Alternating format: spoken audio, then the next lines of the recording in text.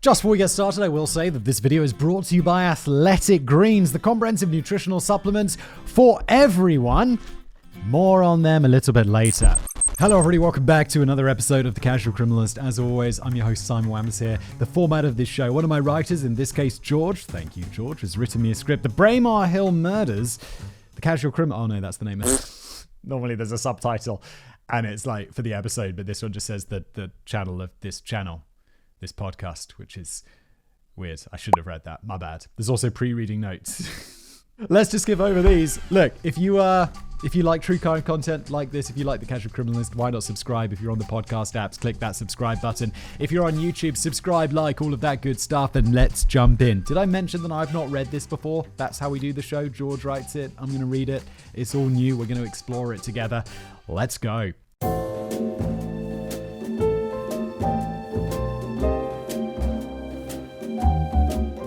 Hong Kong, famously a city of skyscrapers, a concrete jungle in the most literal sense of the term, with by far and away the greatest number of skyscrapers in the world.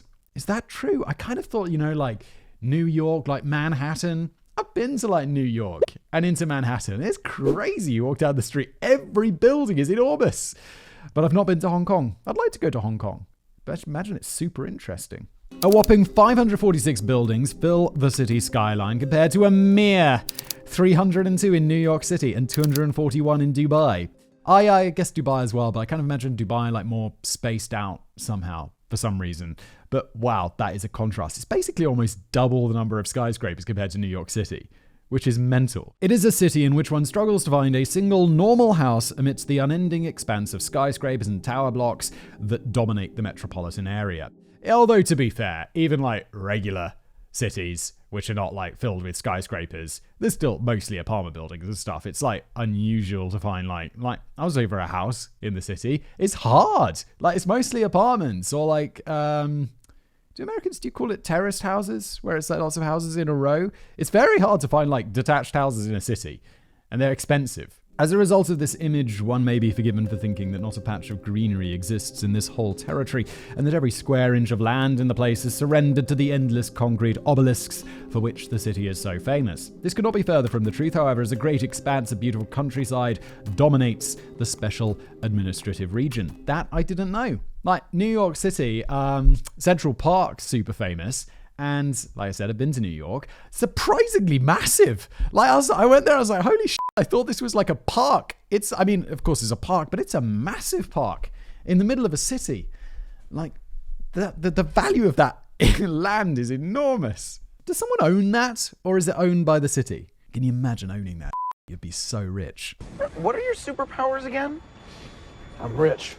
It turns out that despite the extreme density of the metropolitan area, only about 25% of the territory of Hong Kong is actually built on as of 2022, and 40% of the territory is designated as protected national parks, in which all but the most modest of construction is completely banned. Indeed, one only has to look at north of Si Wan Shan and Chak Un to behold a seemingly unending cascade of peaks, mountain greenery which stand even taller and somehow even grander than the great glass and steel monoliths of Central and Causeway Bay.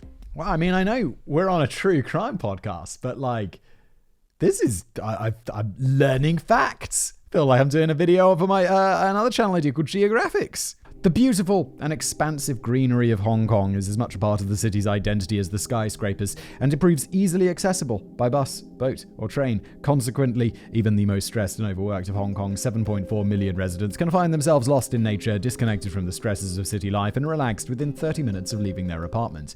That actually sounds awesome. I kind of thought Hong Kong was a bit of a concrete jungle, like George says, and I'm like, this sounds really nice. Not that concrete jungle doesn't have its appeal, but I like some nature, As much as it may be all but impossible to imagine such circumstances today, however, in times gone by, the hills of Hong Kong have proven to be anything but tranquil, as during particularly unsettling times, their sharp cascading inclines have been transformed into a macabre amphitheatre, hosting some truly barbaric acts of human cruelty. Everything from the barbaric mass killings perpetuated by Hong Kong's British and Japanese colonial masters to senseless acts of murder committed by opportunistic and morally bankrupt criminals. And now we're back at it. I almost forgot we were doing a true crime show because someone's getting murdered in those hills. It's happening. A man is going to die. Isn't this episode called The Braemar Hills Mystery? The Braemar Hill Murders. Oh, God. Here we go. It is one of the latter such incidents which we're going to be looking at today. A most horrific incident in which two teenagers, Kenneth McBride, then 17 years old, and Nicola Myers, then 18 years old, went to take a stress-relieving stroll in the forests near their home, and by the cruel hands of a small band, most evil and foul, never returned. It was a double murder that quite literally and proverbially tore the heart out of Hong Kong as the city's residents struggled to process not only the brutality of the crime, but also had to come to terms with what was perceived by many as the double-standard nature of colonial policing, as many of the city's native Chinese residents noted an above and beyond police response that they simply weren't used to receiving themselves. This is the story of the Braemar Hill murders. The victims. As ever, I, George, the author of today's piece, would like to do what I can to draw more attention to the victims of the crimes that we cover here on The Casual Criminalist. Yeah, I always encourage this. And I see people in the comments talking about how this is a nice thing about this true crime show. And I'm glad that people appreciate that because, I don't know, I think it's super important. George does. All of the other writers do as well. I've impressed upon them the importance of that.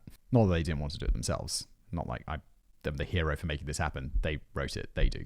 Invariably, the world of true crime pays significantly more heed to the perpetrators of wicked murders, undeservedly so, of course, rather than the victims of the crimes, the people whose names and stories we really need to be remembering and commemorating within ourselves. Exactly, well said. Tragically, the Braemar Hill murders are no exception to this rule, and as an author, you find yourself flooded with easily accessible articles and sources regarding the wicked perpetrators of today's tale. But by comparison, sources of the victims come up comparatively dry. I, George, author, will do what I can to right this wrong, and I've trawled through newspaper archives, reached out to a few acquaintances of Kenneth McBride and Nicola Myers that I was able to track down in Hong Kong, and asked the Hong Kong police force themselves for comment in order to attempt to bring together as much information as possible about the pair. As ever, I've also used my natty little research hack of, actually reading the Chinese sources. Yes, the number of times that George has written a script and he's been like, yeah, this podcast said this book said that, and then I looked it up and it's like, nah, it's just misinterpretation of the original sources by someone who then was repeated by someone else, and it just gets turned around into just being untrue. So I always love that with George's scripts we get to the what are they called? Primary sources. Thank you, big brain. Having done this, I can report that what is known is that both Kenneth and Nicola attended Ireland School, an exclusive, prestigious, and expensive private international school in mid-levels, itself an exclusive, prestigious, and expensive district of Hong Kong Island, populated mostly by wealthy expatriates and a spattering of local Hong Kongers. It's like a gated community within a gated community. Both were beloved by their community, both inside and outside of school. Kenneth, a native of Scotland who was aged just 17 at the time of his murder, led Ireland School student union, was the captain of the school rowing team, and a member of the school's debate team. These are like expensive school shits. Like students union, rowing team, debate team. Yes. His former teacher, Chris Force, speaking in a 2004 interview with The Scotsman, described Kenneth as a smart and beloved member of the school community, and fondly remembers Kenneth speaking stirringly about apartheid in the school assembly the day before his death.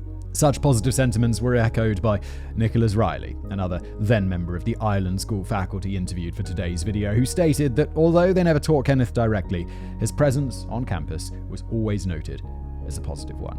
David James, then vice principal of Ireland School, proudly recalls Kenneth's extensive charity work, such as when he rallied the school to knit squares for Soweto, a charity drive which saw various people across the world knitting garments for disadvantaged children in Africa. Nicola was a budding young scholar who took great interest in the city she found herself residing in on account of her parents' work. Though living in Hong Kong, she developed a love of Chinese culture, as well as a rare for Western expats fluency in both Mandarin and Cantonese. Damn. She had hoped to make this passion her profession after completing her further education, and had ambitions of working in either Hong Kong or on the mainland as a translator and interpreter. Simon Boyd, a former classmate of both Kenneth and Nicola, commented in a television interview that she was a popular girl, sentiments echoed by Nicholas Riley, who said while being interviewed for this piece that she was every bit as popular on campus as Kenneth. The Discovery. Kenneth McBride and Nicola Myers left the McBride family home in Braemar Hill Mansions at 1 o'clock on Saturday, the 20th of April 1985, intent on taking a leisurely stroll through the forest near their home and finding somewhere tranquil to settle down and do some studying. This had become a regular routine for the pair, who, in the face of looming A-level exams, often found the time to escape and study together. Kenneth's arm was bound in a sling, having recently torn a tricep during an inter-school rowing competition, so consequently the pair took it steadier than usual, telling their parents they're going to find a nice spot not too far from home, rather than heading to their usual spot further away in the forest. I know it's not appropriate. I feel like I just want to tell a story. Like, when I was studying and stuff, I remember it'd be like, yeah, let's go somewhere to study. It'd be like, definitely go in there just because it's a better environment to study. It'd be like, not because it's like a good 45 minutes away, and during that 45 minutes I don't have to study. Sorry. As the afternoon became the evening, the clock struck 7 and the pair still hadn't come back home, and the McBride family began to get concerned, reasoning that even dedicated and hardworking students such as Kenneth and Nicola, I guess the thing is, I probably wasn't a super dedicated or hardworking student. They were unlikely to be spending so long studying outside in the relative heat of Hong Kong April. Fear had yet to set in, however, in the McBride household, as the obvious assumption was that they probably had just headed to Nicola's home instead, a somewhat annoying notion for sure, but this was the mid-1980s, long before the wide proliferation of mobile phones, so not checking in for so long was hardly uncommon. Just to ease her mind, Kenneth's mother made a call to the Myers household, where worryingly she was told that neither hide nor hair of either young couple had been seen since Nicola left in the early hours of the morning. Panic began to set in, panic that only worsened as the clock kept on ticking, and neither Kenneth nor Nicola came home. As evening became night and darkness swept over Braemar Hills, Kenneth's father took a torch and went out to search for the couple, reasoning that he had a rough idea where they must have headed despite their deviation from their normal route.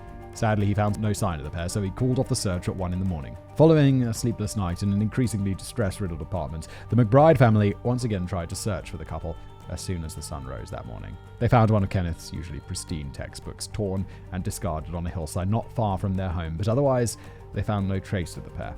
The ruined textbook, however, convinced the family that something horrible had clearly happened, and after relaying the information of their discovery back to Nicola's family, a missing persons report was filed with the Royal Hong Kong Police, who immediately assigned officers to comb the area around Braemar Hill to find the pair. Good, nice response, quick response from the police there. I like that. I feel like in some other stories, in some other casual criminals, would be like, you sometimes get the response, it's like, oh, they're teenagers, they're 17, 18 years old, they're just off doing their thing, it'll be fine. Excellent work, HKPD. It didn't take long for the pair to be found, although it would not be the police that found them. The following day, on Sunday the 21st of April, a panicked and frantic call was made to the Royal Hong Kong Police Force. A bank manager and fellow residents of Braemar Hill Mansions had stumbled upon the deceased remains of Kenneth and Nicola while out on his morning run. When he found them, he was out of breath and exhausted from his ascent up the peak, and at first he struggled quite to believe what he was seeing, but as oxygen returned to his system and his thinking cleared, he fell to his knees in shock at the sight of the battered and broken teenagers that lay before him. The police rushed to the scene following his call. One of the first on the scene was Detective Trevor Collins, who commented the following on the discovery. I was with the Organised and Serious Crime Bureau at the time, and we were called out almost immediately once they discovered the bodies. I remember Kenneth, he was injured all over his body. There were bruises on his neck and his hands, and his feet were tied up. I remember his shoes were missing too. Very odd. Tragically, the perpetrators appear to have saved the worst of their treatment for Nicola, who was found almost completely naked, and it was later discovered that she had been raped. As if this wasn't bad enough, it also appeared as though the physical attack on Nicola had been particularly brutal and drawn out, as over 500 separate wounds and injuries were found on the poor girl's remains. Detective Collins commented the following on the discovery of Nicola's remains. It was an extremely violent attack. There was a huge amount of injuries on both Kenneth and Nicola. It was pretty horrific. I'd worked in homicide for a number of years, and I'd never come across a body with that many injuries. Dave Hodson, the former Assistant Commissioner of the Royal Hong Kong Police Force, led Hong Kong Island CID at the time and was also a first-hand witness to the crime scene, and he commented the following about the discovery. I received the early call-out, as it were, and I went to the scene. As soon as I got there and reported back that they were two expats who it appeared had been brutally murdered, then the reaction was that this should be dealt with immediately by the Braemar Investigations Group. And I get it's like, obviously, surely this should be dealt with immediately by the Braemar Investigations Group because two teenagers have been committed. I don't like this sort of apartheid style, oh yeah, we should treat the foreigners like they should, the colonial masters, they get the best of the police work. It shouldn't really work like that. And that's obviously not the case. And there's obviously that goes on today, even now. Now let me interrupt today's video to tell you about our fantastic sponsor, Athletic Greens. Look, if you've ever been worried that you aren't giving your body all the nutrients that it needs, oh my God, yes, only every day. I mean, before Athletic Greens. Now I'm like, covered.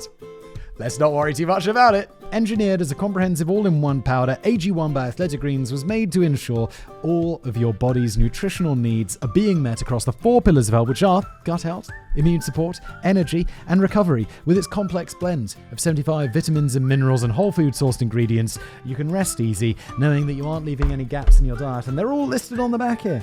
Look at them all there in tiny little writing, which you can read. Look, calcium, phosphorus, magnesium. That's just 3. There are 75. Not only is it one of the most complete formulas on the market, which acts as 9 health products in one, it's also highly absorbable, tasty, and convenient. I typically have it along with my morning coffee. Like, get it here, have a little sip. Feel like it gives me that sustained energy, and it does taste good. Look, I'll taste it right now to prove it with a big smile on my face. Look. Ta-da! See? Easy. And it tastes sweet, but it apparently doesn't have a lot of sugar in it, which is awesome. I think it says like less than 1 gram of sugar. Hang on, just let me check that. It's not so I get in trouble. Less than 1 gram of sugar. Boom. AG1 is not only low in calories, but it's also vegan, keto, paleo, dairy-free, gluten-free, and it contains no GMOs or artificial sweeteners. If you're looking for a way to upgrade your nutrition with a dietary support regimen, then grab your own immunity bundle, which includes, you get this... This one has still got the seal on it, but I have another one sitting on my desk. I take a little drop of this vitamin D every morning. You also get 5 free individual travel packs with your first purchase of with the vitamin D at athleticgreens.com/TCC. Again, a whole year's supply of vitamin D, 5 free travel packs at athleticgreens.com/TCC. There's also a link in the description below. And now back to today's video. Investigation. As the search for 2 missing persons tragically became a double homicide investigation, the matter at hand for the police became piecing together exactly what had happened to Kenneth and Nicola and bringing the perpetrators to justice. Detective Collins continued to be among the top men on the ground at the scene of the crime, and he commented the following regarding the beginning of the investigation. We conducted a search of the area to try and find as much evidence and exhibits as we could. We eventually used almost 400 men to comb the area. It's quite a difficult area to comb, it's a hillside, country park, not too many pathways, so sweeping the area for exhibits was difficult. We had to use a helicopter to move them because their bodies couldn't be carried down the hillside. The hill was too difficult, so we arranged a helicopter to pick up the bodies and take them to the British Military Hospital. Then they were taken to the Victoria Public Mortuary, where their post-mortems were held the next day. After moving Kenneth and Nicola to Victoria Public Mortuary, no expense was spared in trying to piece together what had happened to the couple to find their killer.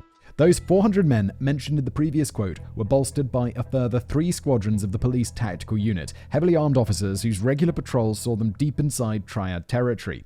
This is a huge police response. 400 people? Good Lord. To try and find more about the ongoing investigations of the crime scene, let's turn again to Detective Collins. To quote, "So, it was a very, very difficult scene. Again, there's a lot of shrubbery there, a lot of rubbish, and everything we found was tagged, photographed, and catalogued, so it was a very difficult scene. We found exhibits everywhere. Quite a lot of items were found in a small stream, which runs from close to where the bodies were found down to the back of the Braemar Hills mansions. This included a lot of school books, exercise books. A lot of them were torn." The search proved to be one of the most extensive and expensive in Hong Kong's history. Resources committed to the investigation continued to expand, eventually growing to include up to 800 police officers and several hundred soldiers from the Royal Hong Kong Regiment, as well as a dedicated helicopter which scoured the hillside during all daylight hours of the investigation. What are they looking for? They're not looking for people, because whoever killed them is not going to be around any longer. So they're just looking for bits of evidence. But what evidence? Isn't most of the evidence going to be on the bodies? Isn't that going to be... it seems like a lot of searching, but I'm not sure what they're searching for. I mean, obviously evidence, but what evidence? For more insight on the extensiveness of this search, let's turn again to Dave Hodson. I think multiple homicides are always unusual and have never been the accepted state of affairs. 2 people being killed at the time was unusual, and frankly, for them to be 2 expats was a whole other matter. Keep the wording of that quote in mind, dear viewers, because we'll come back to that later. So them being 2 expats was a whole other murder. So I guess like murder of foreigners was a lot less likely. I find the word expat a bit of a weird word because it's like, what's the difference? Aren't you just... I know it's like different. I'm sure there's a technical definition, but it always feels like, oh no, I'm an expat. It's a bit snobby. Like it's more rather than... I never really thought about this before because I've lived abroad for a like long time. And I guess I've thought of myself as both, like expat, immigrant, whatever. I'm just not... It's a bit of a weird word, isn't it, overall? Is that just something I think about? Don't know. Initial investigations at the crime scene proved largely fruitless. Despite the recovery of Kenneth and Nicola's bodies as well as their belongings, little evidence emerged that would allow the police to begin building a picture of what had happened, much less who might have done it. As Detective Collins put it, not one person heard, saw, or had any idea of what really had happened. Very, very difficult. We didn't have any eyewitnesses. We didn't have any physical evidence per se. There was, however, some silver lining to an increasingly grey and clouded investigation. 3 battered and blood-stained pieces of wood that the police believed to be the murder weapons, or at least some of the murder weapons. Okay, so they're looking... This is the sort of evidence. Like, they didn't find a lot, but they found these murder weapons. And I'm like, what's that helicopter looking for? Did they have a helicopter searching? They did, right? What is that looking for? What are 400 people looking for? How far away from that crime scene are you looking? What's more, one of the pieces of wood had a clear and identifiable fingerprint on it that did not belong to either Nicola or Kenneth, and several more such prints were found on the tattered and scattered remains of textbooks and other study supplies that the police had recovered from the hillside. Well, definitely lent textbooks to friends. Friends have touched exercise books. Teachers certainly do. Parents, siblings. But a murder weapon? That is an interesting fingerprint. This ray of hope was soon dissipated, however, as for now, at least, the fingerprints would prove to be a dead end. All recovered fingerprints not belonging to Nicola and Kenneth were fed into the Royal Hong Kong Police Force's criminal fingerprint database, and no matches were found. With the completion of Kenneth and Nicola's post-mortems on the 22nd of April, the aforementioned fingerprints were supplemented with further forensic evidence, and a slightly clearer picture of the killings began to form. In addition to Nicola's 500-plus wounds, traces of semen were also found on her, as well as splatters of blood that didn't belong to either her or Kenneth. From this, they were able to surmise that at least one male had to be involved in the killings, but not much else.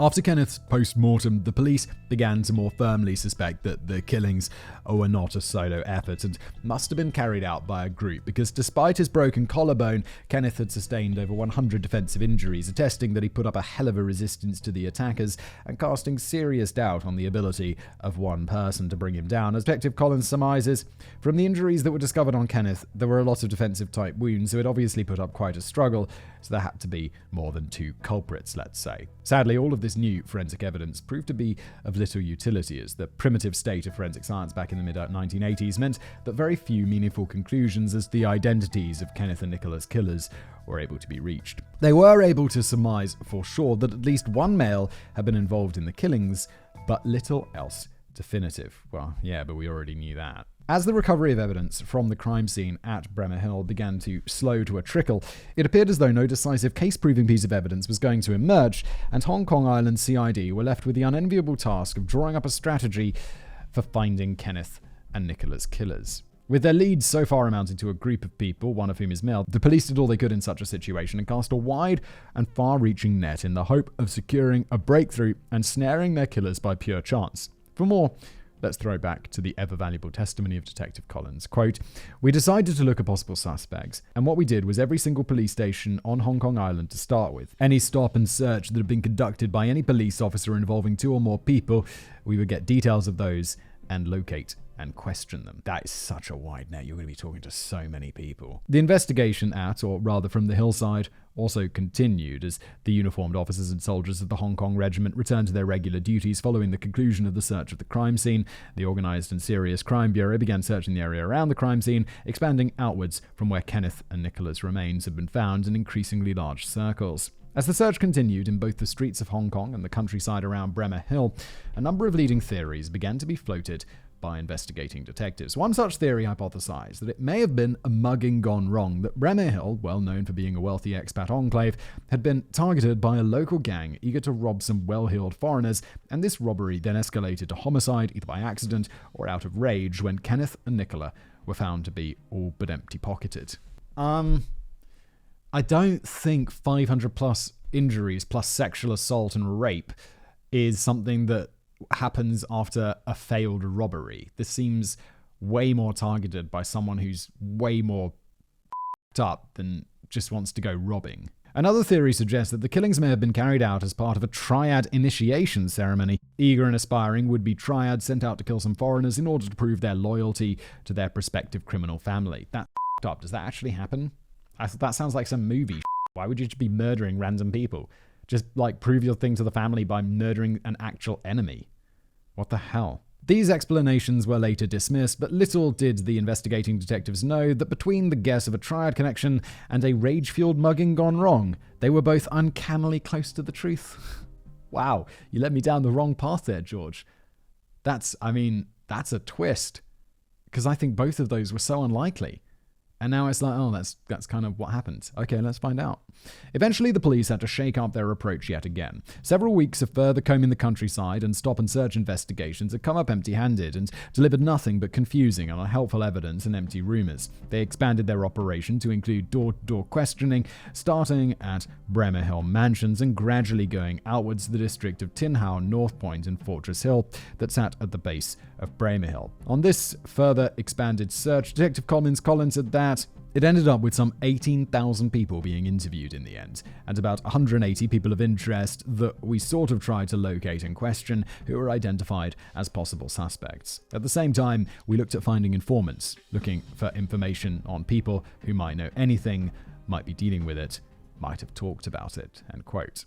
Methodical this ever-expanding search may have been, but the leave no stone unturned approach to the investigation soon turned up another problem. The Royal Hong Kong Police Force has ended up with so much data that they could hardly process and sift through it all. One day it was decided that enough was enough, and after pulling himself free of a waist-deep pile of interview notes, Commissioner Roy Henry petitioned Governor Edward Yode for funds to procure a new computer data entry filing system from England, one that had been introduced following the rampage of the Yorkshire Ripper, Peter Sutcliffe, and allowed officers to view evidence from multiple crime scenes simultaneously. Henry was duly handed a blank check by the governor, who was most keen to see Kenneth and Nicola's killer brought to justice. Yeah, and this is a machine. The ones that used it for this case, like the computerization of all of this stuff and to help with sorting data, that's going to be super useful in the future as well. This sounds like a great excuse to get one of those because it'll, get a lot more people off the streets. It was none other than Detective Collins who received the honor of flying to London to get familiarized with the new system, and he commented the following regarding it. I'm not sure it helped us solve it, but it helped us speed up the way we could handle the information that was coming in. Well, that sounds like it's definitely helpful. You've got so much paperwork you can't even deal with it. Having a computer sort and sift it all, that sounds great. It's not going to solve the crime for you. What do you expect? He goes there and he's like, the computer is going to solve all of our problems. It will tell us who the murderer is. It's like, mate, it's not going to do that. It's just going to allow you to, assess the information better. It's like, oh, God, it's so expensive. It's not even going to solve the crime for me. While in London being trained on this new system, Detective Collins took key pieces of evidence to the British Home Office forensic laboratories for analysis and made use of the facilities that were completely unavailable back in Hong Kong. To quote, we had a number of forensic exhibits in the form of blood and semen, so we had a blood grouping as it was in those days because we didn't have the luxury of DNA, and it was a matter of eliminating people as we went along in regards to that blood grouping. There was a partial fingerprint in blood and mud with a hair that was all dark in the same mark, and it was very difficult for us to examine it without damaging it. We also asked them to examine under their other new methods, fingerprints in particular. But alas, all of this extra analysis would come up to naught. Under the lens of the British Home Office's no expenses spared microscopes, the fingerprints proved to be of too low of a quality to be of use to the detectives. The detectives had fully exploited all of their potential forensic avenues, and it hit a dead end. There was no recovered evidence that could be taken forward to identify the subject, and all hope for finding Kenneth and Nicola's killers now rested with the street team striking gold. Or did it? Because according to multiple Chinese language sources examined for the completion of today's script, as the investigation appeared to be hitting a dead end, the Royal Hong Kong Police Force began turning to more and more unorthodox methods as they desperately sought more information on the killing of Nicola and Kenneth. This came in the form of an unnamed local Chinese fruit seller who one day appeared at the reception of Wan Chai Police Station, who claimed to be a psychic and wished to lend her assistance to the case. Now, look, I am the least Yeah, let's listen to the psychic person. But in this case, you must absolutely listen to them. Because you know what being a psychic sounds like? A bloody good way to tell people clues about a case without revealing A, how you found out about it, or B, potentially getting killed by the triads. Being like, how did you know where the crime scene was? It came to me in a dream. Prove otherwise. Please don't prove otherwise. Please don't even try. I'm doing you a favor. Don't look into me too much. It came to me in a dream. Or listen to these people. Don't dismiss them out of hand. The police were taken aback by these claims, but with the woman's husband vouching that she, who otherwise didn't speak a word of English, often awoke in the middle of the night screaming and shouting in fluent English, they reasoned there was no harm to be found in humouring the woman and seeing what she had to say, especially as the case otherwise had hit a dead end. Dr. Yung Chi Tao, then the first clinical hypnotist, recognized by the government in Hong Kong, a man who often assisted the police with investigations, was brought in to interview and examine the woman and see if there was any legitimacy to her claims. He commented, long quote here, let's go. She was not an eyewitness and had no connection with the two deceased victims. She was brought in by her husband, who claimed he often found her pale as a ghost and speaking perfect English in the dead of night. Although there was no clear connection to the case, the husband believed this may be of some use to the case, as it was hardly a secret on the streets of Hong Kong that the investigation was stalling. The police invited me to hypnotize her, hoping to find answers buried deep in her subconscious. The moment the woman arrived, she pointed straight up at the superintendent in charge of the case and said in English, "You, help me." She seemed more than a little weird, and everyone present, including myself, were very puzzled indeed. Despite the weirdness of the situation, she gave me many details about the case, details which we already knew to be true, and details which would later prove to be. We wouldn't submit any of this evidence to the court, of course, but I will always find it unusual how she was perfectly correct. A lot of people say it really was the ghost of Nicola speaking through her. No, she just knows something about the case. Like, that's it. Or she's very lucky. But I think she probably knows something about the case and is using, or someone is using her as a way to get this information to the police without it being used in court, without her being arrested for being an accomplice, some shit like that. Now to viewers, I, George, as the writer of today's video, have more than a few skepticisms about this particular detail, as I'm sure Simon does, but as ever, I try to bring you, our most cherished and loved audience, the most comprehensive reporting possible of the cases we cover, and to a certain extent, I was reluctant to include this detail, as in some regard, it almost felt a bit disrespectful to Nicola's memory to do so. But the fact of the matter is that in the Chinese language reporting, this is an inescapable detail of the case, and I would feel it would be intellectually dishonest of myself not to include it. So instead I opted to do so, but I have presented it in a hopefully appropriate context and by making my own personal skepticisms on these claims very clear and apparent. Yeah, again, I think, like, as I said, like when this is first introduced, don't ignore the psychic who comes to your door telling you she's got information about the case. Because, and I think I didn't really ever think about this before. I was just like, psychics, get them out of it. It's ridiculous. But then there was that case. I can't remember what episode it was, but it was about was she from the Philippines, the woman? And she was like using, like, we never found out for sure, but my big speculation, and I think whoever wrote that piece, speculation was that she was using it to, like, reveal information about the case that she knew without, putting herself on the chopping block. So I'm always like, yeah, listen to the psychics, because they're it's probably not psychic energy that they're using to get that information to you. How does she know so much about the case? Because she was involved in it somehow and doesn't want to reveal it. Of course, I think most of it's probably bullshit, but, occasionally it could be useful. Worth looking into if your case is at a dead end. Eventually, with all the available avenues open to them, and both orthodox and unorthodox having failed to produce any meaningful leads in the case, the Royal Hong Kong Police put out a $50,000 Hong Kong dollar reward, I think it's like 50,000. It's usually you just knock off a zero to get to American dollars, right? So that's like $5,000 American. For information that led to the arrest of the killers, and this yielded nothing. The telephone attendant sat idle, the handset gathering dust, as not one single useful tip was promoted by the offering of this reward. Eventually, in November 1985, an anonymous Hong Kong businessman raised the reward 11-fold by adding 500,000 Hong Kong dollars of his own money to the pot, which boosted the sum to a nice and healthy 550,000 Hong Kong dollars. This new reward yielded everything. As Detective Collins explains, yeah, because it's like $5,000. It's like, okay, sure. I mean, and this was like back in the 80s. Yeah, it's a lot of money, but it's a lot different. Like $5,000 is not like life-changing money. Is 50 grand American life changing? Yeah, I guess that's a lot bigger chunk. That's like pay off your mortgage, or like at least a chunk of it change. That's like pay off your car. That's big money. Whereas 5K is more like, okay, I'm going to be more comfortable for a few months. I could get one of those MacBook Studios. Jesus.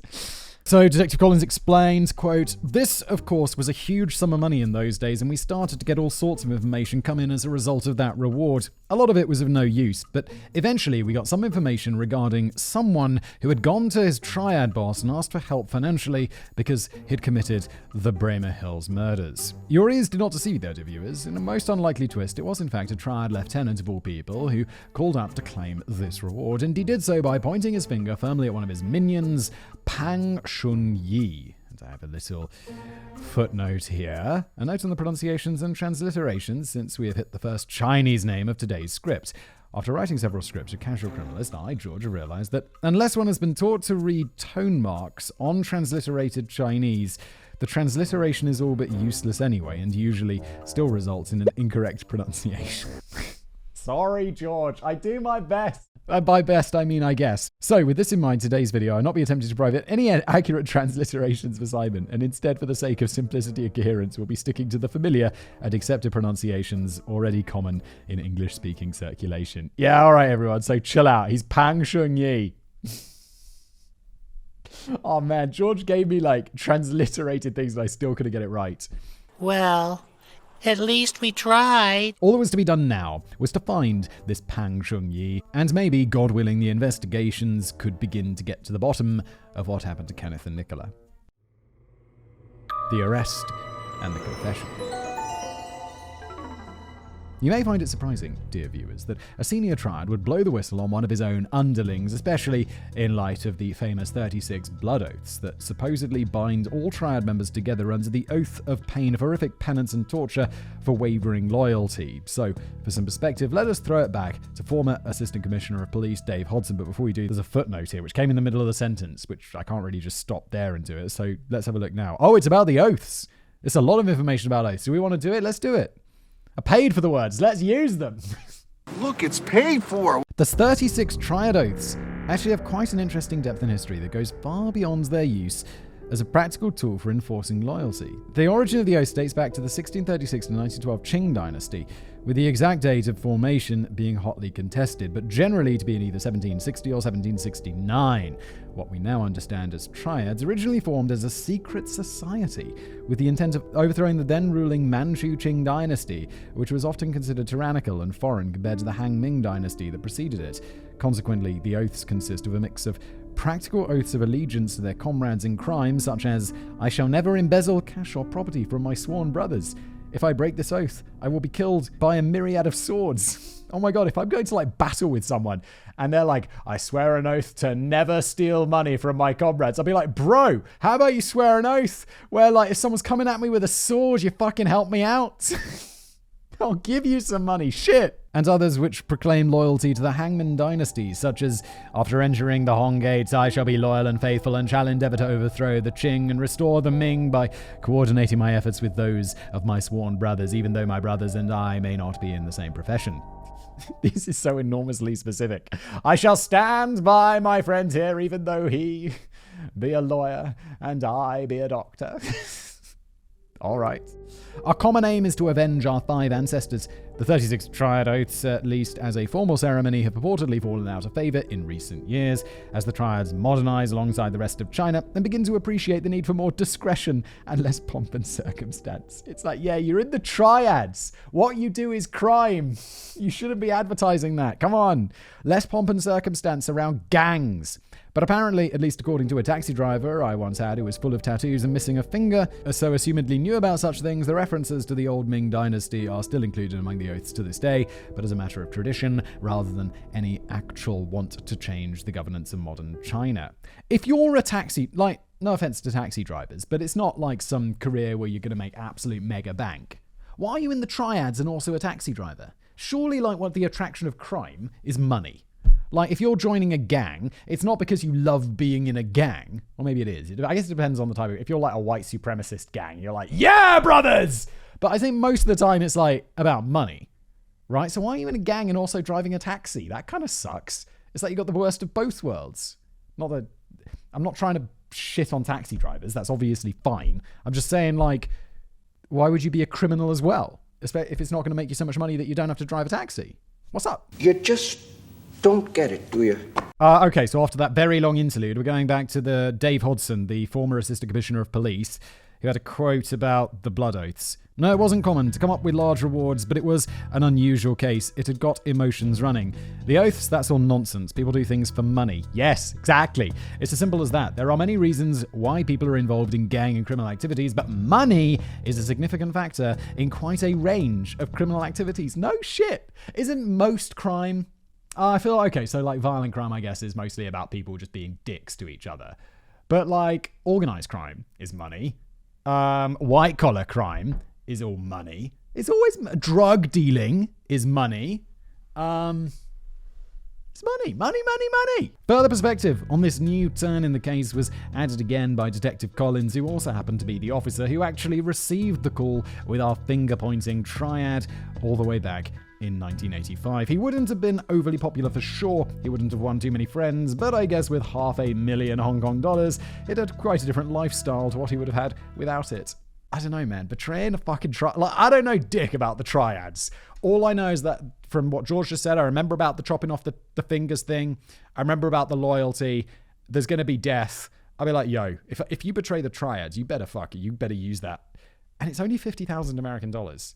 Is that enough to go and start a new life somewhere else? Because you're going to have to. Because those triads, man, they're coming. The mystery triad lieutenant's finger-pointing session proved to be a most explicit and candid tell-all. When asked how he knew who killed Kenneth and Nicola, he went on to describe to Detective Collins how Pang Sheng-yi had appeared on his own one night in the illegal mahjong parlor that served as the triad's base of operations. He was but a minion, an underling, a junior member of the triad, but despite his lowly position, the informer remembered vividly when Pang Sheng-yi came into the parlor one night, looking akin to the cat that got the cream, with an ear-to-ear smile plastered across his face, a sprightly spring to his step, and a mouthful of stories about a recent job of his. Wait, he's not happy because he just murdered these two people? This guy needs to be fucking shot. The triad lieutenant described to Detective Collins how he sat to the side and listened to Pang Sheng-yi spin the tale of his terrible exploits to their boss. Their boss, clearly furious at this announcement, kept a surface-level facade of approval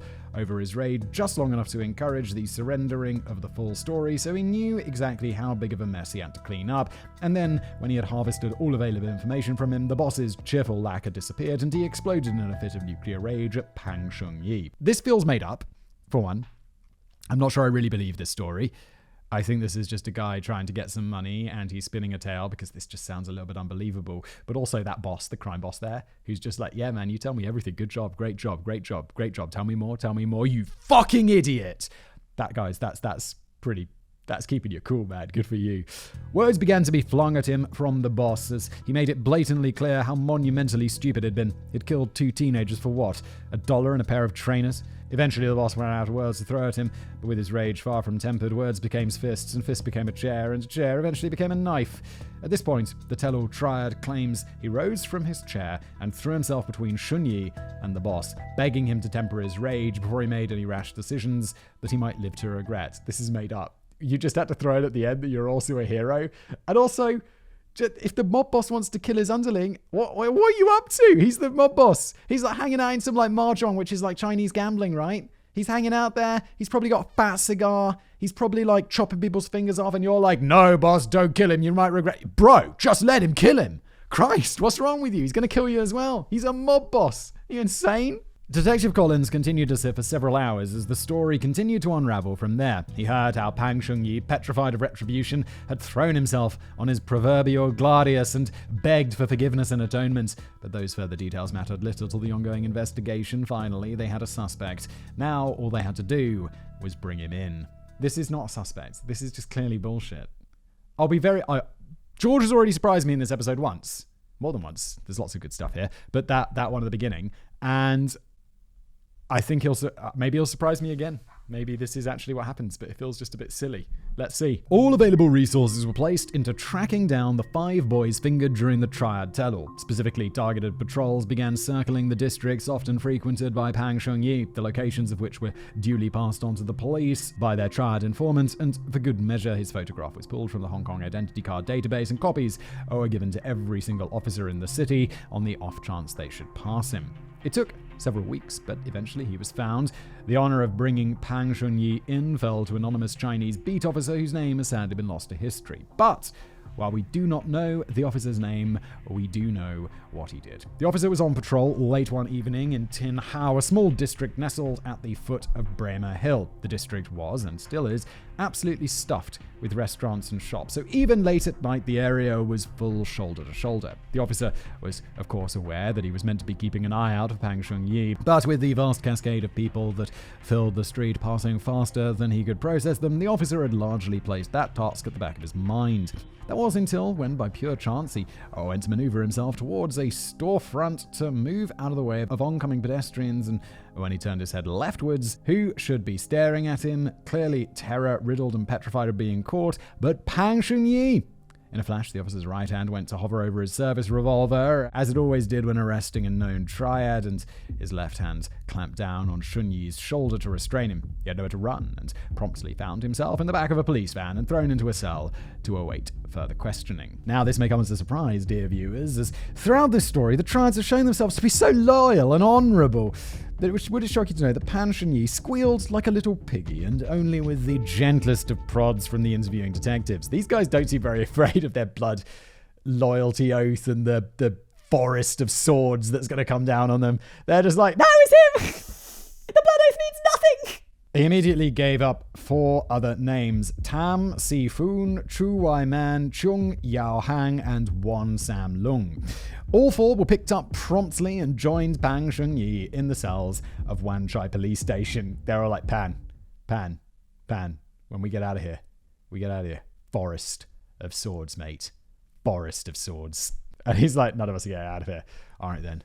Showers in the prison. Forest of short swords. After 6 long months of searching, the Royal Hong Kong Police were certain they had found their killers. Not only did all of their confessions match, as surprisingly all 5 of the boys surrendered matching stories without incident, but on the feet of Tam Si-foon were a white pair of Nike trainers of the exact same size and type that were missing from Kenneth's remains. Detective Collins had the following comments regarding this twist in today's story. Quote, having interviewed the triad protector, we managed to identify Pang Shun-yi over the course of several weeks. After we arrested the first, we knew there were 5 of them, and all 5 were picked up at 11:30 of the following night. I think if we didn't have such a large reward, it would have gone on. I think we would have caught them, but it would have gone on for a long, long time. This Pang dude, isn't he going to be... So he's got all his money, right? He's got the 500,000 Hong Kong dollars, but he's also in the police station, and he's a part of this crime.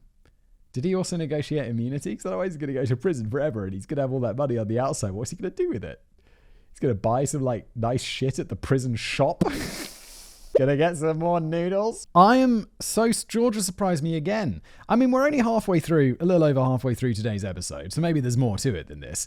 But I just don't feel that story he spun just seems so unlikely. With all our suspects now duly arrested, I can share with you a shocking detail that up until now, I have been intentionally scant with: the age of the killers. Of the 5 monsters that ended the lives of Kenneth McBride, aged 17, and Nicola Myers, aged 18, mere teenagers, barely even adults themselves, the 2 were teenagers themselves. Pang Shun-yi was aged 24, Tam Si-foon 20, Chu Wai-man 25, Chung Yao-hang 17, and Won Sam-lung aged 16. This doesn't surprise me enormously because they're like gangs. Don't gangs, they're like, draw blood young, go out there and kill someone. It's like, I'm 12. It's like, you get in the triads. It's what gangs do.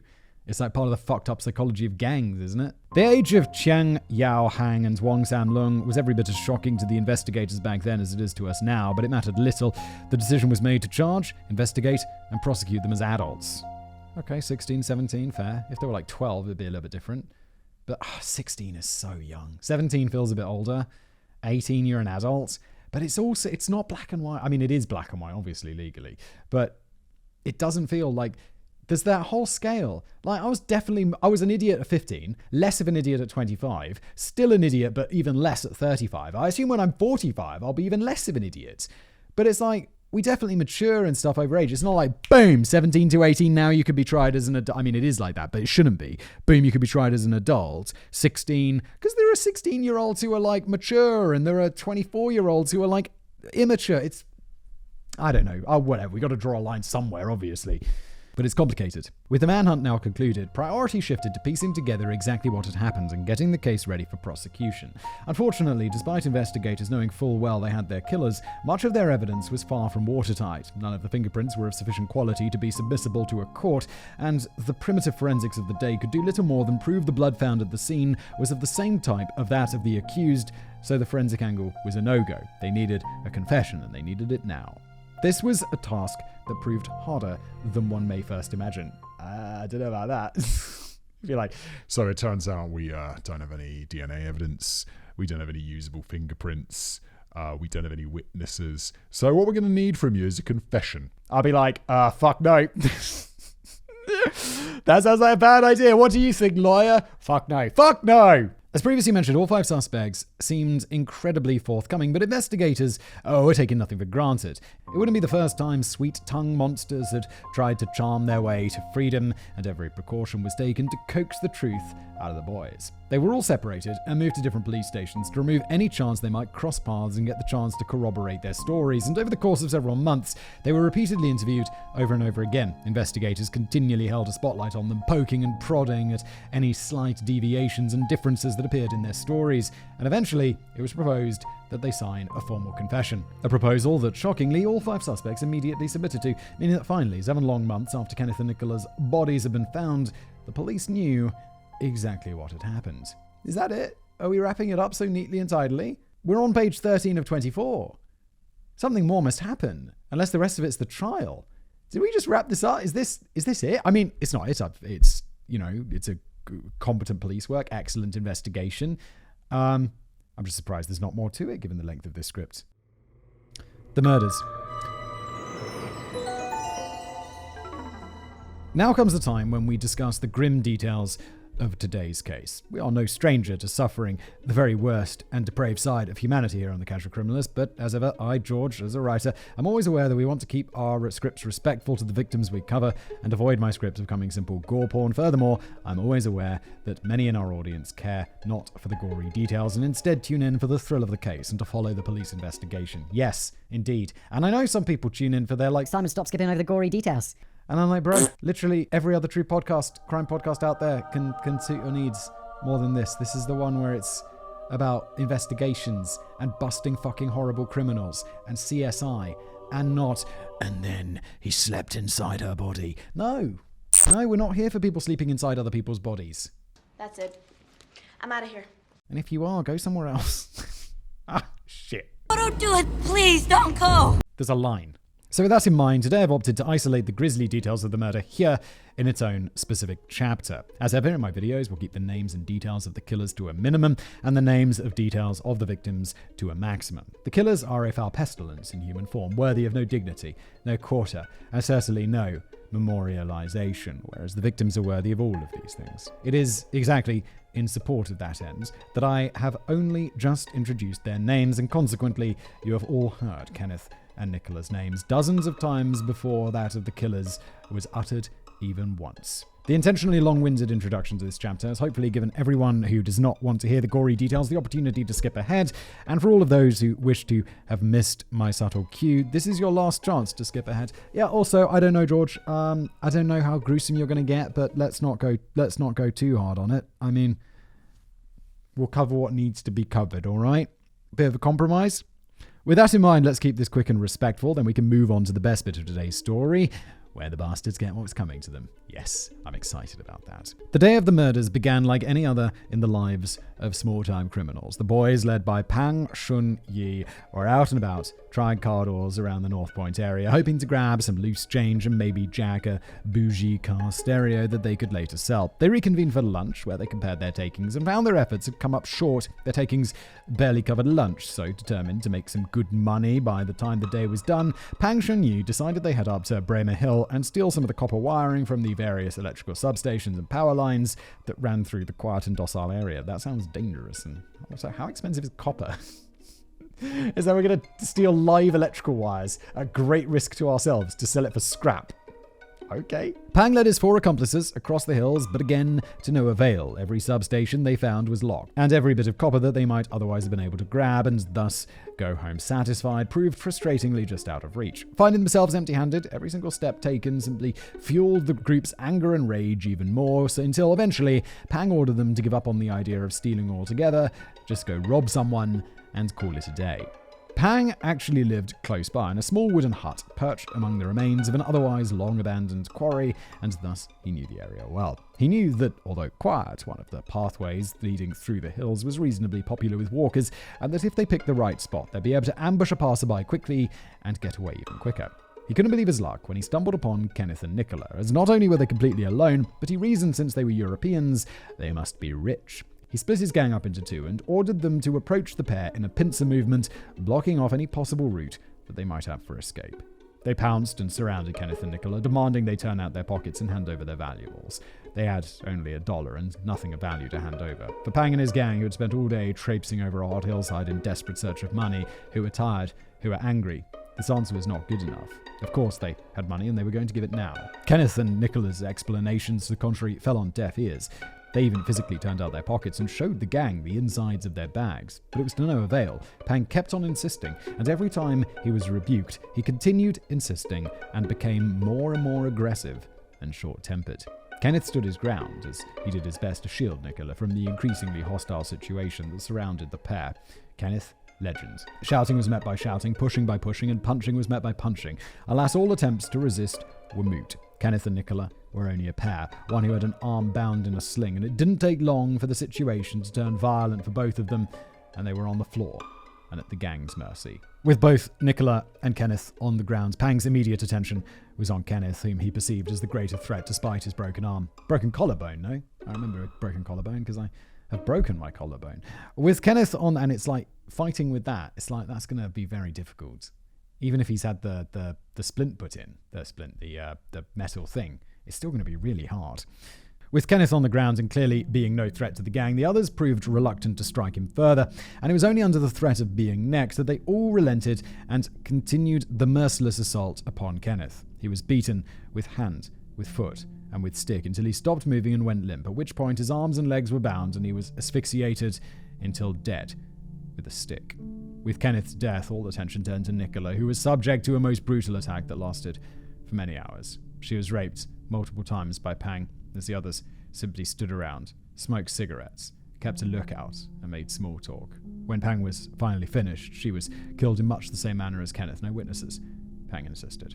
Speaking on the decision to kill Kenneth and Nicola, Detective Collins noted, their criminality had extended to just petty crime. A couple of them used to work as basically beggars, opening car doors at the pier and begging for money, so they weren't career criminals at all. They were just young kids. 2 of them were very young. Pang was a member of the Fuk Yi Hing Triad Society, and he was just a low-level soldier or footman. He wasn't known as a fighter. The gang had come from the top of the hill, from the mast where they originally tried to steal copper from, and then they noticed the couple sitting there studying, and that's when they made the decision to try and rob them. Pang did say they rushed them. I think that was his exact words.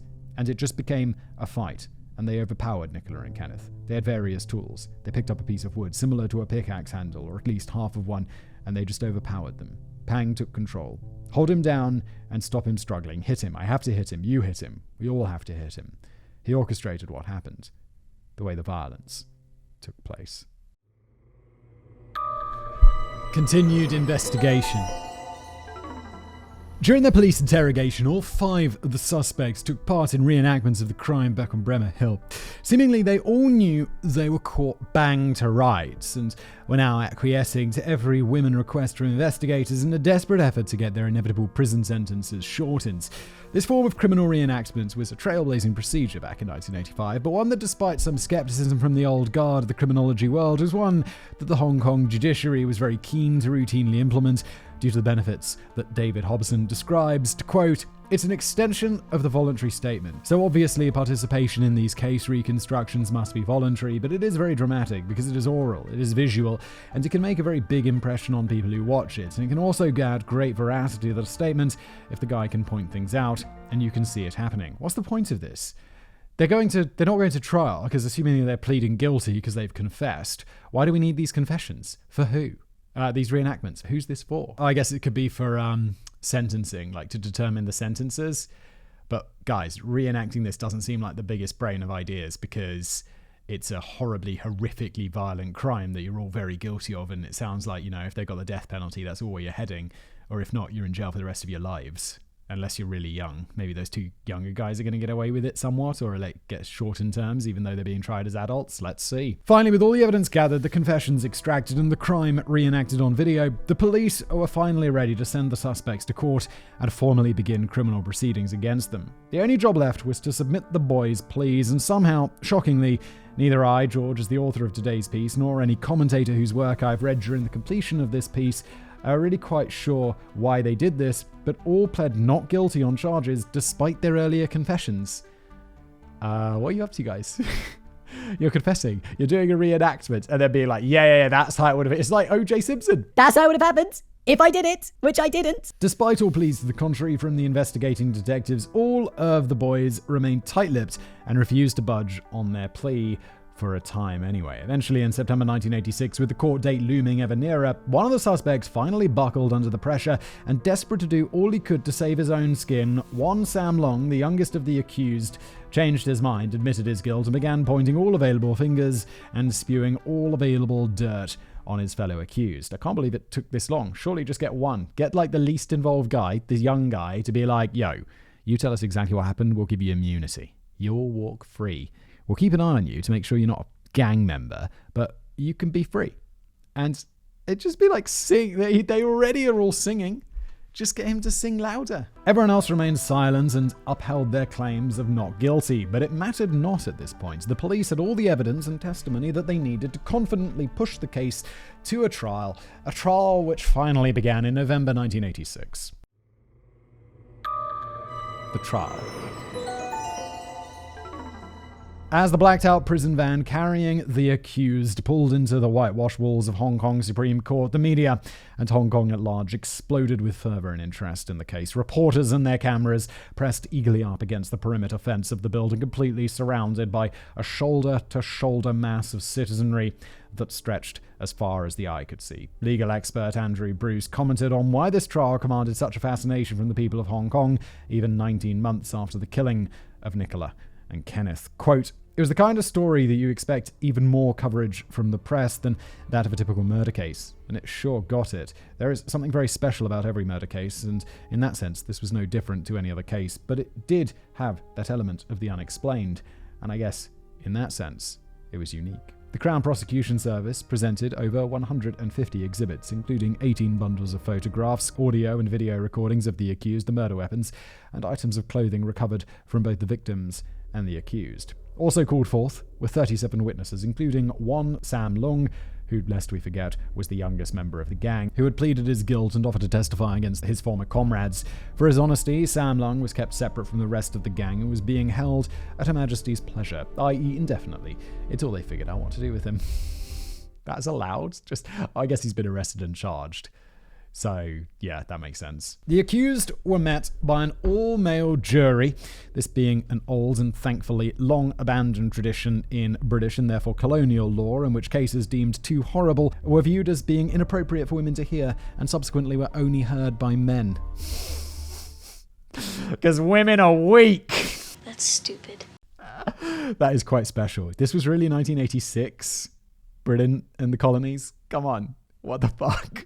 The prosecution began with its opening statements, in which it painted a most horrific picture, one in which Kenneth and Nicola, two innocent bystanders, were killed and tortured, purely so that the flunked mugging which was attempted upon them would have no witnesses. The jury heard how a mugging became a killing frenzy, how Kenneth and Nicola suffered over 100 and 500 wounds respectively trying to defend themselves, and how Nicola had to suffer a horrific, hours-long sexual attack at the hands of Pang Shun Yi, all while while the others stood around and did nothing, their only input to change the proceedings being to choke Kenneth and Nicola to death.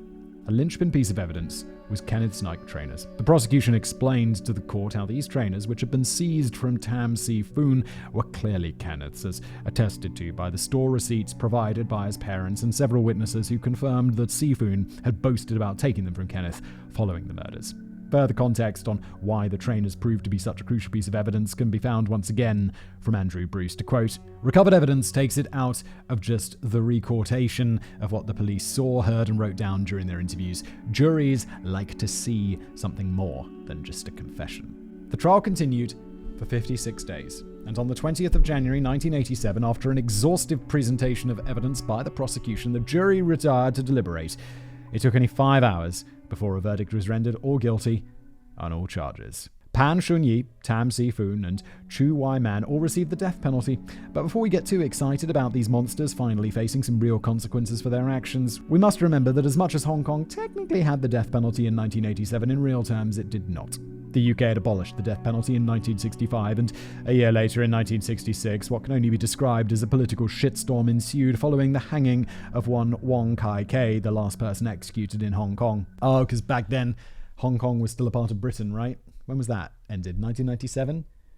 But apparently, they were still allowed to execute people. It didn't go down well. Shit. Following his death, the Reform Club of Hong Kong, an old liberal advocacy group in the city, along with many of its powerful friends and benefactors, kind of successfully lobbied the city to follow the UK's example and abolish the death penalty. And so from 1966, the death penalty was suspended. Now, suspension is not abolition, and from 1966 to 1993, when the death penalty was formally abolished, capital punishment existed in a state of bizarre limbo in Hong Kong, in which it was suspended so no one was executed, but was still technically on the books until it was formally legally removed in 1993. At the same time, many crimes, such as murder, still legally mandated death. So during this 30-year limbo period, the city's governor would simply commute the sentences of anyone convicted to death to life in prison. So, I'm afraid, dear viewers, that means exactly what you think it means for Pan Shun-yi, Tam Si-foon, and Chi Wai-man. As per this tradition, the trio's death penalty was commuted to life imprisonment in 1993 by Chris Patton, the last colonial governor of Hong Kong.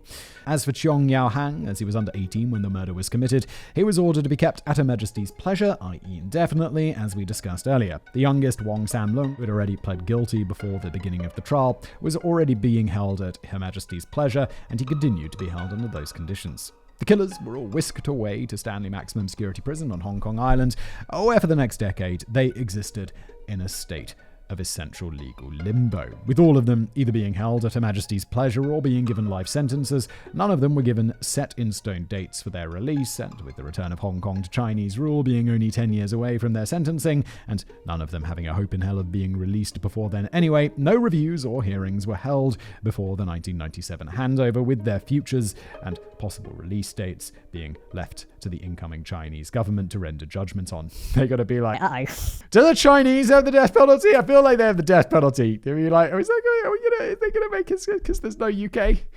Are we gonna be hung? I don't think so, but that would have been nice. For Cheong Yao-hang and Wong Sam-leung, the youngest pair held at Her Majesty's pleasure, their case was on the desk of Tung Chee-hwa, the first chief executive of Hong Kong's desk, before the paint on his office walls had even dried.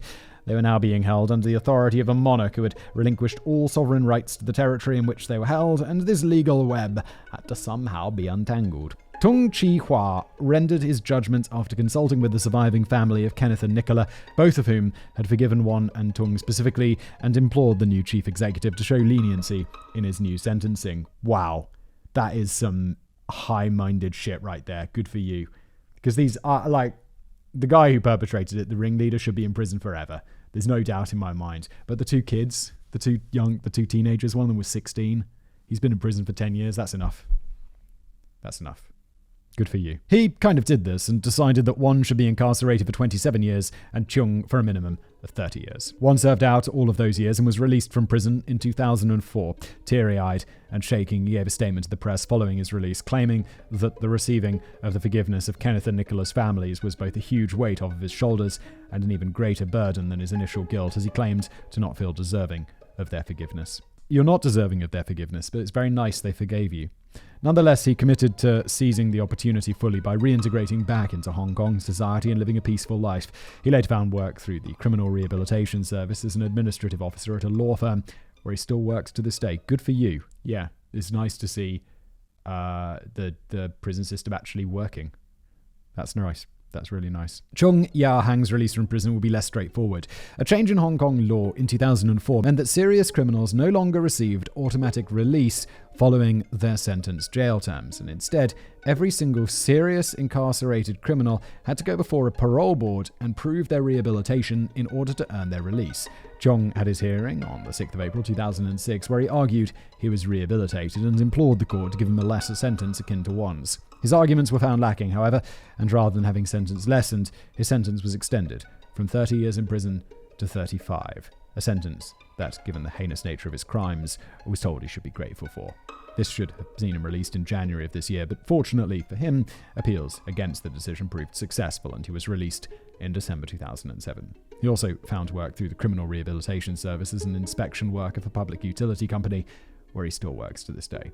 As for Pang Shun-yi, Tam Si-foon, and Chu Wei-man, all of their limboed life sentences, which hadn't had a potential parole date placed on them due to imminent handover, were upheld by Tung Chi-hua, and they were given no date for possible parole. They were to remain behind bars indefinitely. Pang and Chiu remain behind bars to this day, and in my humble opinion, long may they remain there. Yes, 100%. There's obviously different levels of guilt involved in this crime, and these guys deserve to be in there forever, especially the Pang dude. Sam would get to leave prison in 2009, but not in the way he would have wanted. Rather than being carried to freedom triumphantly in the back of a prison van, he was instead carried to Cape Collinson Crematorium in the back of a hearse, having passed away from cancer. Public response. Before we start with this chapter, it's only right that in the spirit of transparency, I point out that I, George, am not Chinese. I'm a European immigrant to Hong Kong, one of the rare Europeans that actually attempts to integrate into Chinese culture. Admittedly, as I speak both Mandarin and Cantonese, live in a local neighborhood, and surround myself as much as possible by Chinese people and culture, rather than living in one of Hong Kong's European expat enclaves and making no attempt to integrate as many Europeans in Hong Kong do. But the fact of the matter remains, I'm not Chinese, I will never be Chinese, and ultimately, for right or wrong, all of my reporting on and discussion of racial relations in Hong Kong will come from this perspective. I, George, am under no delusions regarding the fact that I am not the best person to be discussing this particular issue, but the fact of the matter remains that racial issues are an inseparable part of this story, and admitting it would be nothing but intellectual dishonesty on my part. All attempts have been made to seek the opinions and thoughts of members of Hong Kong's Chinese and minority communities for the completion of this chapter, but ultimately, please remember that this comes from the perspective of a European immigrant to Hong Kong. And with that said, let's dive in. The accusation in a nutshell is that the Royal Hong Kong Police specifically, and the colonial government more widely, committed significantly more resources and paid significantly greater heed to this case purely due to the fact that the victims happened to be two white British nationals. The Royal Hong Kong Police Force vehemently denied this accusation back in 1985 and continued to maintain that position up until the end of the British administration of the force following the 97 handover. The Colonial Police Force maintained that it had a colourblind approach and that the Braemar Hill murders received the response it did because it was exceptionally rare and unusually brutal. It is notable that the only people who still publicly endorse this position nearly 40 years later are European former police officers and European former members of the Hong Kong judiciary. An example of this is Andrew Bruce, who in 1985 was serving as a prosecutor with the Hong Kong Department of Justice. In a television interview in the early 2010s, he commented the following: "Every killing is awful. It must be a horrendous thing. But there was something about this one, which was just such a total waste, a total lack of any explanation as to why it happened." One naturally wonders what that something was in this case. It certainly wasn't the fact that it was a double homicide, as although Hong Kong was and remains a safe city, this is hardly the first instance of such a crime. For example, in 1979, the remains of 24-year-old Hong Si-hong and 19-year-old Yu Man-tung were discovered in Sham Sui Po, and it was ruled a double homicide with the Royal Hong Kong Police Force. This case only had 4 officers assigned to it and was never solved, and never even had a single English language news piece written about it. Unless there's something I'm missing, that leaves only one something different about the Braemar Hills case. This opinion is shared by Stephen Vines, an independent journalist and commentator who certainly believes there was racial bias in the police's handling of this case, commenting the following. There was extreme levels of shock, and then the shock turned, because a lot of particularly the Chinese media started saying, oh, the only reason the police are so interested in this is because they were two white kids. Would the same level of attention be paid if these were two white kids? And I think the truth is, probably, yes. Wait, what does he mean? Does that quite make sense? I don't get it. Like, he says they were two white kids. Would they be the same if it was two white kids? All right, I don't know. We all get what's going on here, right? Is it racist or not? It seems like the police did harder work because these were two white kids so far, doesn't it? A lot. Dave Hodson, former assistant commissioner of the Royal Hong Kong Police Force, disagrees, however, and believes that all the accusations of racial bias by the Royal Hong Kong Police were simply the result of frenzy and fervor by the Chinese language media, stating, there was a large turnout of police in the early stages, and that caused the media and people to speculate, why is this case being given so much priority? And simply, you have to search a hill. Yeah, that's a fair counter-argument, because we're saying, like, no, that other double homicide got 4 people on it. This Braemar Hills one got hundreds and a helicopter. It's because they were searching this hill for evidence and stuff, as we were talking about earlier on. An interesting point indeed from Dave, and in the spirit of fairness to his claims, we'll now list all of the other homicide investigations that received as great a response from Royal Hong Kong Police when the victim was Chinese or an ethnic minority. Pause for dramatic effect, because there's none. Holy shit. Okay, never mind. This opinion is not universal amongst European veterans of the Royal Hong Kong Police Force, however, as one interviewed for the completion of this script who asked to remain anonymous commented, at the end of the day, in the Royal Hong Kong Police Force, we did treat white expatriates better. I'm not saying it was right, you understand, but it's just the way things were back in the day. Expatriate districts got more bobbies on the beat and would basically always have their crimes handled quickest by CID. I left the force back in '84, so I wasn't there for the Braemar Hill murders, but knowing the force like I did, as well as many of the lads involved in sorting that mess out, of course, that case got more attention than most. The unfortunate fact of the matter is that Hong Kong, between 1841 and 1997, was a colony, and accordingly, the British and other Europeans in the city received significantly better treatment than the native Chinese from the colonial government. Yeah, this is definitely nothing new to colonialism. It's kind of what colonialism was. The crazy thing with Hong Kong is it happened until 1997. I remember the handover of Hong Kong. That's nuts. They lived in bigger apartments, were paid significantly more than average. Their children near universally attended private schools far beyond the financial means of the average Hong Konger, and generally they all lived privileged lives, all but completely insulated from the day-to-day experiences of a native Chinese Hong Konger. As previously stated, however, everything I, George, might proclaim as a writer in this regard comes from the perspective of a European immigrant to Hong Kong, and as such, ultimately, I don't feel it's my place to bring the gavel down in judgment in any regard on this matter. As such, I would like to close this discussion by quoting directly from a Chinese Hong Konger friend of mine who has asked to remain anonymous and who commented the following on the case. To commence with, it must be noted that a lot of assumptions are made in order to make a better inference regarding whether the colonial police back in 1985 during the Braemar Hill murders incident were prejudiced. This is to highlight that the following analysis is solely an inference, not necessarily an accurate answer.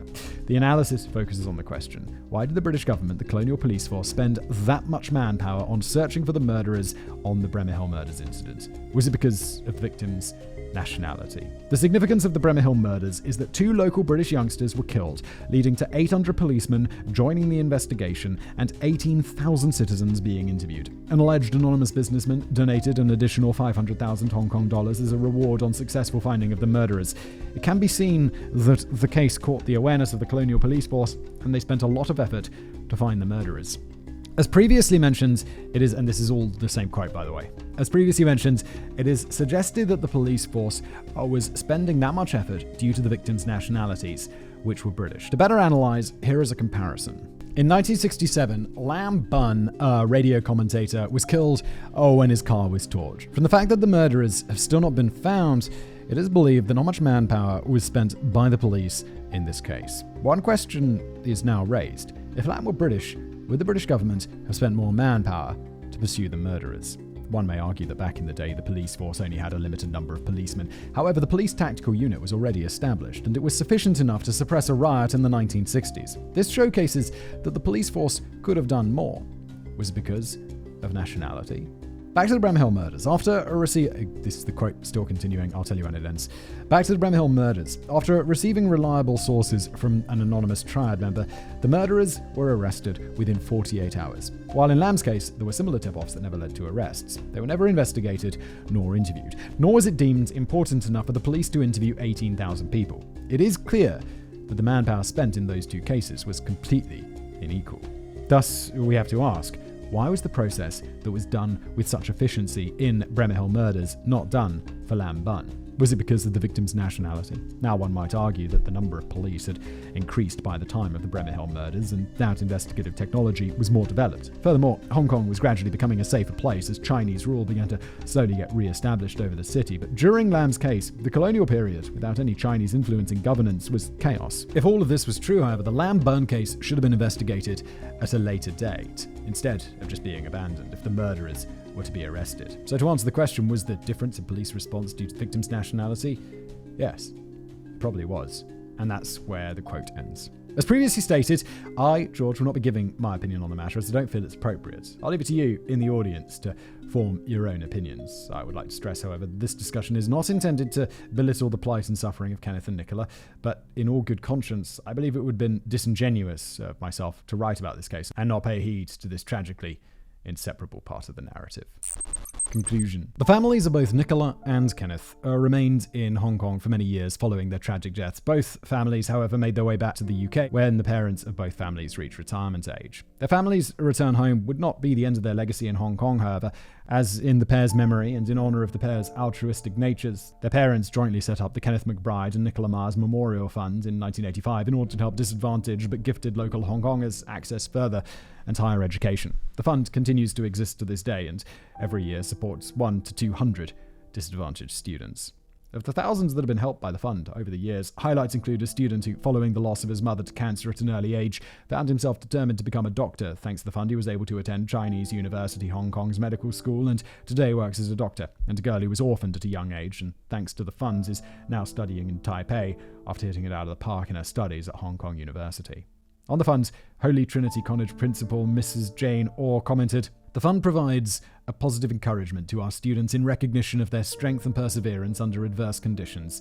In practice, students have made use of the grants in sponsoring their own family expenses or buying additional study reference materials. The grant has extended to them a spirit of community support." It's a rare thing indeed when we get to finish on a happy note here at Casual Criminalist, so let's end today's show here on this most rare and refreshing silver lining to an otherwise dark and morbid cloud.